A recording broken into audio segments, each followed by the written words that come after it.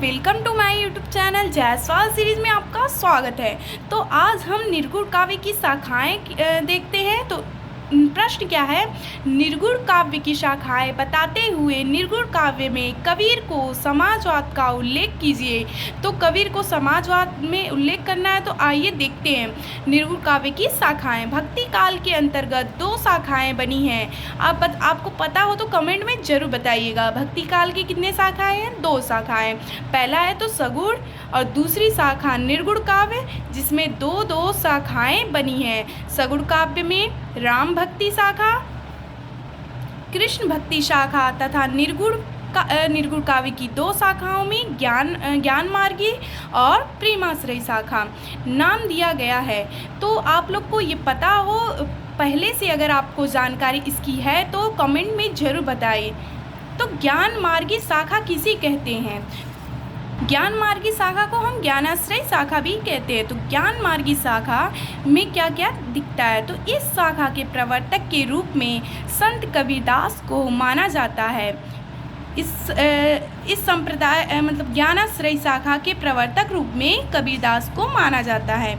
इन्होंने प्रायः निर्गुण ज्ञान मार्गी शाखा के अनुसार ईश्वर को निराकार माना तथा निराकार ब्रह्म की उपासना की।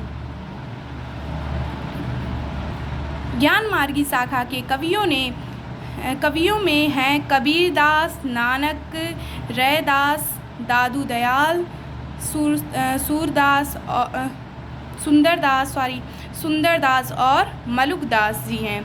तो ज्ञानाश्रयी शाखा में कौन कौन आते हैं? ये लोग निर्गुण के हैं। तो ये लोग आते हैं, कबीरदास हैं, नानक, रैदास, दादू दयाल दास, सुंदरदास और मलुकदास जी हैं। तो प्रेमाश्रयी दोस्तों देखते हैं, प्रेमाश्रयी शाखा किसे कहते हैं? प्रेमाश्रयी के कवियों में कौन कौन जाने जाते हैं? तो आइए देखते हैं। प्रेमाश्रयी शाखा, इस शाखा के श्रेष्ठ कवि के रूप में मलिक मोहम्मद जैसी हैं। इस धारा के कवियों को सूफी कवि भी कहा जाता है। इस धारा के कवियों को क्या कहा जाता है? सूफी कवि भी कहा जाता है। इस धारा के प्रथम कवि मुल्ला दाऊद का नाम विशेष रूप से आता है। इस धारा के प्रथम कवि मुल्ला दाऊद का नाम आता है। इस धारा के अन्य कवियों में कुतुबन, मंझन, उस्मान, नूर मोहम्मद, शेख नबी, कासिम शाह आदि इस धारा के सभी अधिकतर कवि मुस्लिम ही हैं। यहाँ पे जितने लोग का नाम दिया है, अधिकतर लोग मुसलमान ही हैं, जिन्होंने हिंदू ग्रंथों की रचना का कार्य किया, जिन्होंने हिंदू ग्रंथों में रचनाओं का कार्य किया है। तो हम लोगों ने 2 शाखाएं निर्गुण की देख ली हैं, ज्ञानाश्रयी शाखा, प्रेमाश्रयी शाखा। ये दोनों शाखाएं निर्गुण काव्य धारा की शाखाएं हैं। अब प्रश्न की ओर आगे बढ़ते हैं। दिया है कबीर को समाजवाद का उल्लेख कीजिए। कबीर का समाजवाद का उल्लेख कीजिए। तो यहाँ पे कबीर के समाज का उल्लेख, कबीर के काव्य में भी समाज का प्रतिबिंब झलकता है। कबीर में क्या? समाज के लिए प्रतिबिंब झलकता है। उनका साहित्य समाज की मांग थी। वे व्यक्ति और समाज दोनों के सुधारक थे।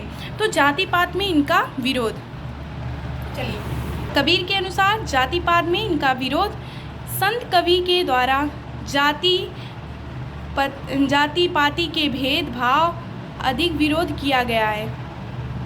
वे छुआछूत को कट्टर विरोधी थे।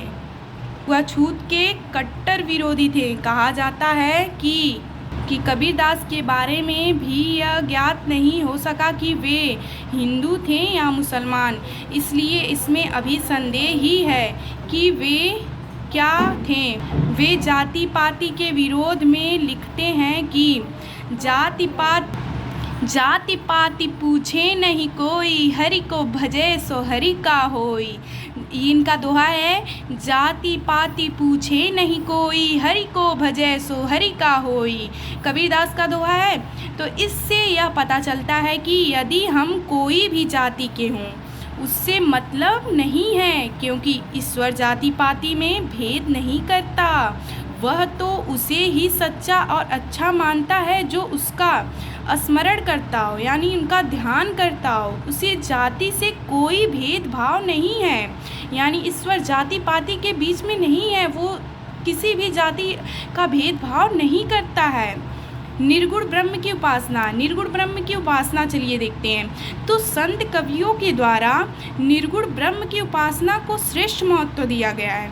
वे मानते हैं कि किसी ने भी ईश्वर को। इसकी अगली वीडियो देखने के लिए हमारे चैनल पे जाएं और इसकी अगली वीडियो मैं चढ़ाऊँगी। तो आप लोगों को ये कैसा लगा हो वीडियो ज़रूर कमेंट में बताइएगा और हमारे चैनल को ज़रूर सब्सक्राइब कीजिएगा। तो निर्गुण काव्य की शाखाएं बताते हुए निर्गुण काव्य की कबीर को समाजवाद का उल्लेख कीजिए। ऐसा क्वेश्चन आपके पेपर में ज़रूर आएगा, तो ऐसे ही आपको लिखना होगा। धन्यवाद।